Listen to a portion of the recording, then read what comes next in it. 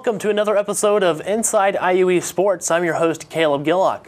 You always hear us tell you the scores each week about each sport, but today we want to inform you about what it means if tennis wins 5-4 or when volleyball wins 3-1. So joining me to do so today is IUE's Assistant Athletic Director and Sports Information Director, Kyle Wright. Kyle, thanks for joining me today. Always a pleasure. Well, let's start out by talking a little bit about volleyball. How does the scoring in volleyball work? Okay, for volleyball, unlike some of our other sports, if you've seen a high school match or middle school match or a higher level NCAA match, the scoring is pretty much the same. The rules inside the lines are pretty similar that you would find anywhere else. The biggest difference in the last couple of decades is they've gone to rally scoring. So if we have anyone watching that maybe you haven't watched volleyball since the 80s or 90s, if you turned on a match now, when you used to watch, you had to be serving to score a point. And then in the early 2000s, they changed that to what they call rally scoring, meaning every point that is played does indeed count for a point. You don't have to be serving anymore. The matches are played, there's best 3 out of 5 sets. Every set is played to 25 points. You do have to win by 2. We at IU East, I think the highest we've ever gone is 33-31. It was at Berea, just a crazy back and forth set. We were actually down 24-17, won 7 points in a row to push it to what is essentially overtime in volleyball, and it just kept going and going and going. The first team to win 3 sets wins the match. So when we do our Wolf Center each week, the scores you see on the board are 3-0, 3-1, or 3-2. So that's what that means, is just who won the most sets. If it goes to a 5th set, you only go to 15 points. You don't go all the way to 25. You do stop at 15. In that set, you switch sides when one team gets to 8 points. So that way, in theory, each team plays exactly 2.5 sets on each side of the court in case there is an advantage. And maybe the biggest difference between NAIA and any other level is unlimited substitutions. NCAA, there's a limit on how many subs you could have, so that affects, you need to be sure to have some strong all-around players who never need to come out. At our level, there's unlimited subs. So if you want to have a front row player for a back row player at every single opportunity, there's nothing to stop you from doing that. All right, and how does the conference and conference tournament work in volleyball? Well, we're in the Kentucky Intercollegiate Athletic Conference. We're actually adding 2 teams next year to get to 13 teams, and that number is big because anything 12 or more, your conference gets 2 bids to the national tournament instead of just 1. So next year, our conference gets 2 national tournament bids, where it was just 1 this past year. The way the regular season is going to work is all 13 of those teams are going to play each other once, so you'll have a 12-match conference season. It used to be a double round robin, or everyone playing each other twice, but with that many teams, that'd be too many matches. Right. That would actually be 24 conference matches. You only get 28 days where you're allowed to play, so pretty much your whole season would be used up in conference matches. And we love our conference, but we don't want to play each other that much. So it'll be a single round robin. A big change for next year, only the top 8 are going to qualify for the conference tournament. It used to be everyone qualified, but what was happening is that first day, when you're trying to play from 11 teams down to 4, that's 7 matches, and if you've only got 1 court, that's 14 straight hours of volleyball. And schools of our size, you just don't have an entirely new crew you can run in and out. My counterpart at Point Park University this year in Pittsburgh, which hosted the conference tournament, he had to do stats straight from 7 in the morning to 11 o'clock at night. And I think he was still happy because Point Park won the tournament this year, but that's just asking a little much. So to make it a little more realistic, we're only going to have the top 8 in the tournament next year. And it's a single elimination tournament. Some volleyball tournaments, you have different formats. For our conference tournament, it's a single elimination tournament. And how does the national tournament work? Well, like we mentioned, we'll have 2 teams qualify next year. Whoever wins the regular season is going to get an automatic bid. And then if the conference tournament champion's also going to get an automatic bid. Now, if that's the same team, let's pick an example. How about IU East? Let's say IU East wins the regular season and the conference tournament next year. Then whoever is the regular season runner-up will get that other bid. So that's how they'll determine which 2 teams go. As far as big picture, volleyball, there's 36 teams that qualify. What they do, every conference champion in all the conferences across the nation qualify for the national tournament. And then the NAIA is one level where you're probably familiar with coaches saying, the top 25 doesn't matter, the rankings don't matter. Well, in our level, it does matter, because to fill in the other spots after the conference champions, they go straight to the national polls, and to fill the remaining spots, they just go straight by the rankings. So any coach in the NAIA that says the national rankings don't matter, they're either not aware of the rules or they're not telling the truth, because it does matter at our level. At the national tournament, the top 12 teams get by straight to the final site, which is in Sioux City, Iowa. Then the remaining 24 teams play one match, winner take all, to fill the other 12 spots for the national tournament. Once you get there, again, it's all in Sioux City, Iowa. They break it into 6 groups of 4. Everyone plays at least 3 matches. So if you have to go all the way to Iowa, you do at least get to play 3 matches while you're there. The top 12 teams, this is a long process, isn't it? The top 12 teams move on to the final 12, and from there, finally, it's a single elimination tournament. You might have to play 4 matches in about 36 hours to win the national championship. So that's how that whole process works for volleyball. Wow, long process for volleyball. If you win a championship, you have to earn it on the volleyball side. Well, let's talk about basketball next. What are the rules that they go by in basketball? Well, pretty similar to volleyball as far as what you see inside the lines when you're watching an NAIA basketball game. It's completely identical to NCAA rulebook.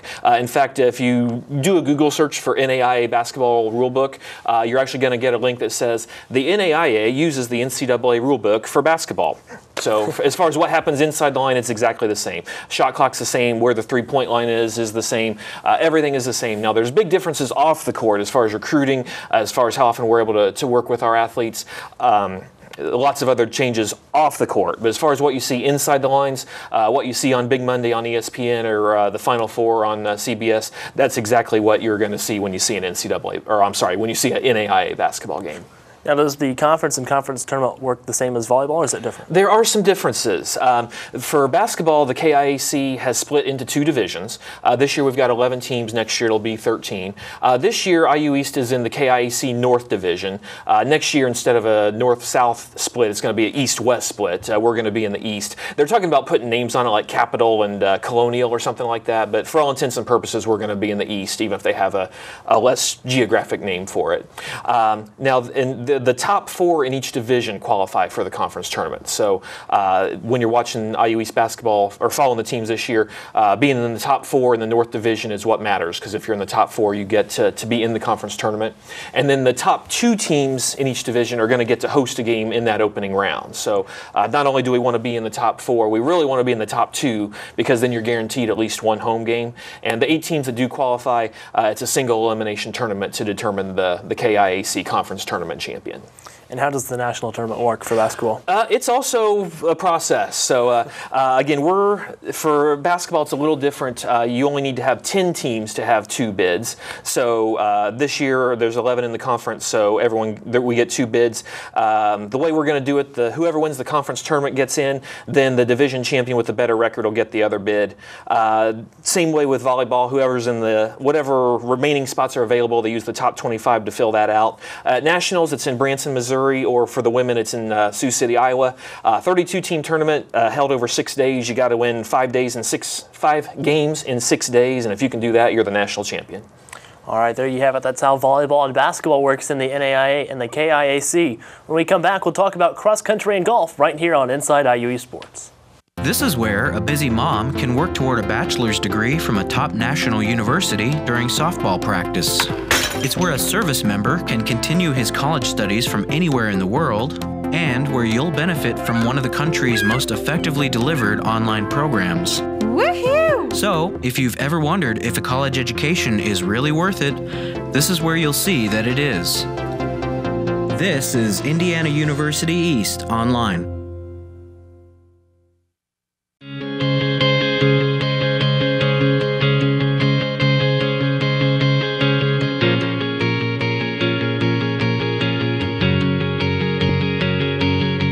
I'm Dr. Ganesh Ramachandran, the region's only hand specialist at Reed Orthopedic Center.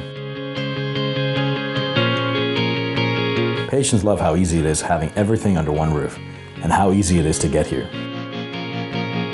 Right here at Reed Orthopedic Center, right here in Richmond.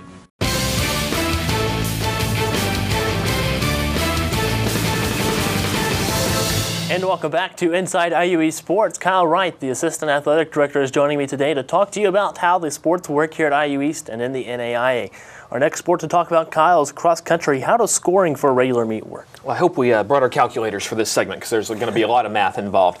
Cross country, the scoring rules, if you're a cross country person, exactly the same as in middle school, high school, or NCAA. Now, if you've not been to a cross country meet, the way this works, you have 7 runners that compete for each school. So ideally, you've got 7 runners out there. Now, only your first 5 count toward your team total. So you got 7 running, but only 5 are going to count toward your score.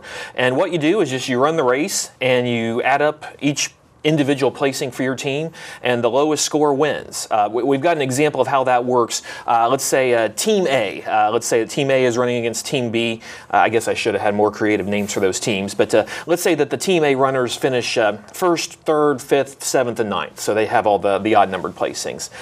Then we would just simply add those up. So we'd add 1 plus 3 plus 5 plus 7 plus 9. Their team score for Team A would be 25.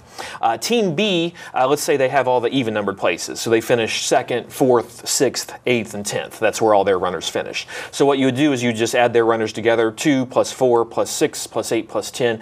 That equals 30. So what you would say in the end is that Team A wins 25-30. And it's a little weird on the eyes because you're used to seeing the winning team with the higher number. Cross country is one sport where it's the reverse. You want to have the lower number on your side. So in the example that we gave, Team A would win 25-30. All right, and how does one qualify for nationals as a team in cross country? Okay, again, it's all based on the conference. So in our case, we've got we've got 10, which we need to have 1 automatic bid, just short of the number we would need to have 2 automatic bids. So very simple for the team. Whichever team wins the conference championship at the conference meet, they get that national tournament bid. Cross country is a sport where you don't have the individual teams run each other during the regular season. It's all determined by one big meet at the end. So let's say that a certain team maybe finishes ahead of IU East throughout the regular season. If we finish first at the conference tournament, we get that nationals bid. There's also an opportunity for individuals to qualify for the national meet. What happens is they take the team conference champion, and then the first 4 individuals who are not on that champion team, they also go to the national meet. So we had a couple men's runners qualify this year, Seth Prince and Dylan Cope from IU East. We finished 2nd as a team, but then those guys were among the first 4 that crossed the finish line that were not part of the champion team. So they got to go to the national meet as well. And the way they stock the national meet, again, all the conference team champions qualify, and then that top 25, again, it matters. They try to get to 36 teams. So after the conference champions are in, they go straight to the top 25 poll, and whoever is left in there, that's who finishes up the nationals field. All right, let's talk a little bit about golf. How does scoring for a regular golf meet work? Okay, we're going to do some more math here. Some very similar numbers as well. Again, golf you play with 5, and then you count your top 4. And then there's some strategy involved here because most of the golf tournaments we've been to, they let you send as many golfers out on the course as you want to, but you have to declare before the meet happens who your first 5 are. So you can't send 10 out there and then take your top 4 scores at the end. You have to, before you start play, you might be sending 10 golfers out there, but you have to say beforehand, these are my 5 that we're going to consider for my team score. And we've benefited that way. We've had some matches where the other team has basically picked the wrong 5 before the meet, where if they'd picked some different golfers, they would have beaten us, where instead we have won. And we've actually had that backfire on us a few times too. A few teams we've had have been so deep that our first 8 or so have all been equal, and there's been times where we've declared basically the wrong 5, and if we had taken our number 6 or number 7 score, we would have won. So coaching really can come in handy, especially if you've got a balanced team. Your coach has to kind of know who's got a hot hand or who fits well on a certain course to make sure you pick the right ones. Now, as far as how it works, you just add up your top 4 scores after 18 holes, and the lowest score wins. So again, we've got an example. Let's say we got Team A and Team B again.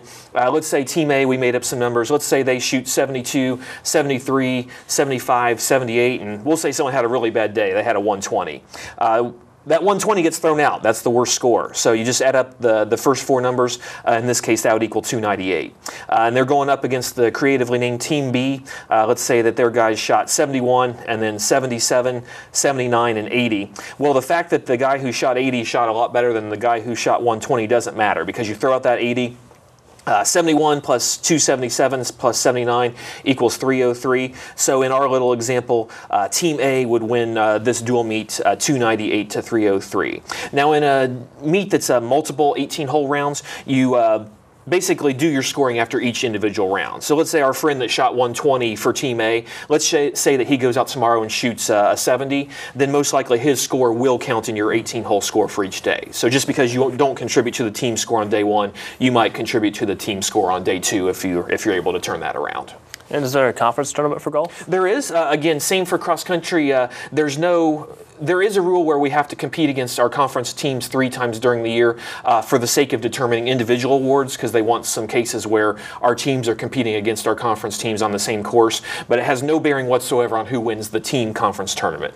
So at the end of the year in late April, IU East is actually hosting the men's this year. I'll put a little plug in, so keep your calendars clear in late April. But all the teams come together for the conference tournament. The team champion, last year was the first year that we got to 6 teams, which is the minimum to get an automatic national bid. So the team champion gets to advance to the national tournament, and they also have an opportunity for an individual to qualify.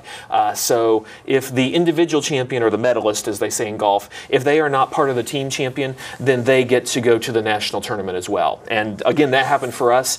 We did not win the conference tournament as a team, but Joey Smart for IU East last year was medalist in a crazy situation. He went, I think it was birdie, par, eagle, birdie, or something crazy like that on the last 5 holes to win the tournament, and got to go to nationals. So we had some Tiger Woods-esque performance by Joey there to become our first golfer to qualify for nationals. And how does a golf team qualify for nationals? If you don't win your conference tournament, again, that top 25 comes in handy.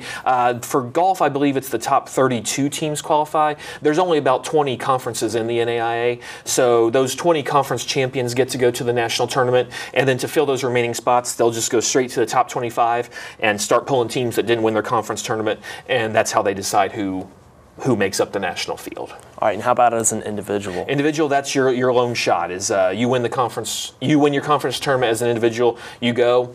Otherwise, even if you won the national championship as an individual the previous year, if either your team didn't make it or if you don't win your conference tournament as an individual, you're staying at home. So basically, win and you're in is the way to go in golf. All right, well, when we come back from the break, we'll talk about tennis as well as track and field right here on Inside IU East Sports. Dylan Newman had a terrible dislocated shoulder after a bad dirt bike accident. The long-term solution, surgery and intense rehab. I trusted Reed Orthopedics because they had already fixed my ankle. And within 4 months of my surgery, Dr. Miller and my Reed therapist, April, helped me to regain my motion and most of my strength. Thanks to Reed Ortho, I can get back to what I love. It's all about trust. Right, Dr. Miller?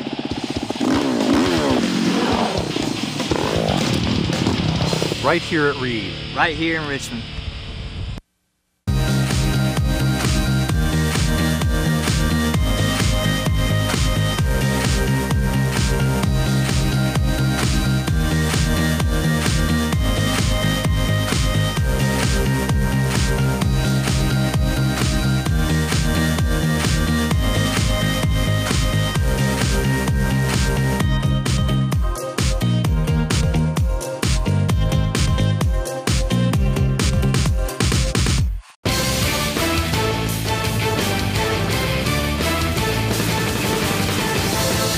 And welcome back to Inside IU East Sports. I'm your host, Caleb Gillock, and today we're talking about how the sports here at IU East work.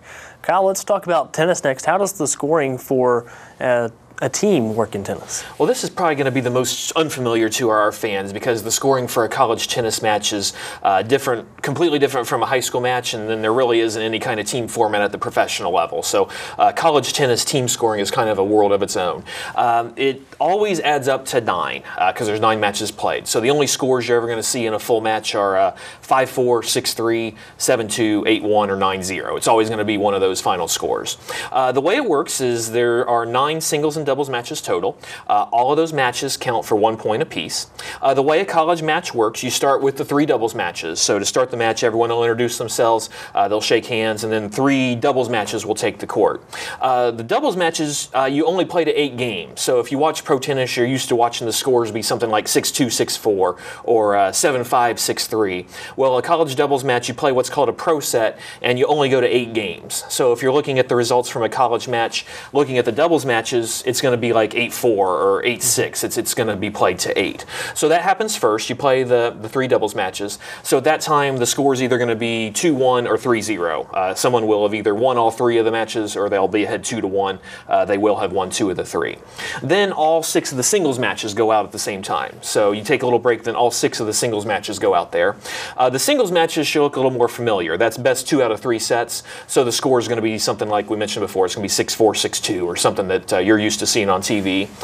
One big difference from high school to college, in most states anyway, is that the players can play both singles and doubles. That's not the case, I know, in Indiana or Ohio. Some southern states you do. But someone might play number 1 singles, and then they might also play number 1 doubles. You can use the same 6 guys to fill all the spots. And then basically the first team to win 5 matches, they win the match. So if someone comes out, wins all 3 doubles matches, all they have to do is win 2 of the 6 singles matches to win the match as a team.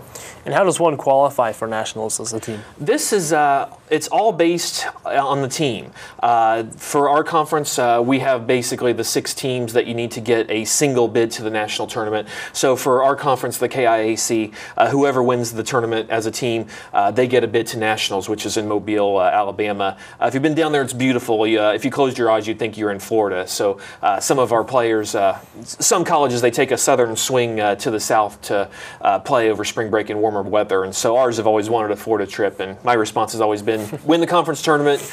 It says Alabama, but it may as well be Florida. We will hit the beach if we make it there. All right, and how about as an individual? Do you qualify? This is the one, I believe, the only sport, other than the actual team sports, the only individual-based sport where there is no individual option. There's never been a national tournament on the individual level at the NAIA level. They do usually declare an outstanding individual player at the team national tournament, but they don't declare a individual national champion. So if you want to go to the national tournament, you might be the best player in the nation, but if your team doesn't make it, you don't make it either. It's completely team-based in college tennis at the NAIA level. All right, and lastly, let's talk about track and field. How does team scoring work for track and field? Okay, very similar to how a high school meet works. So if you ever ran track and field with either your middle school team or your high school, this should all sound pretty familiar. In every event, every place is worth a certain number of points. Now, one thing in high school in dual meets that's usually worth 5 points for finishing first, 3 points for second, and so on. College meets, there's very rarely any duels. It's usually invitational style meets where there's considerably more than 2 teams. So in our meets, first place is almost always worth 10 points. Second place is almost always worth 8 points. Third place is almost always worth 6 points, and so on down the line. And very simply, at the end of the meet, they just add up all your individual points that you've earned throughout the course of the meet, and whoever has the highest score, they win. So pretty simple, very similar to high school, just no matter how many points you can score in each event.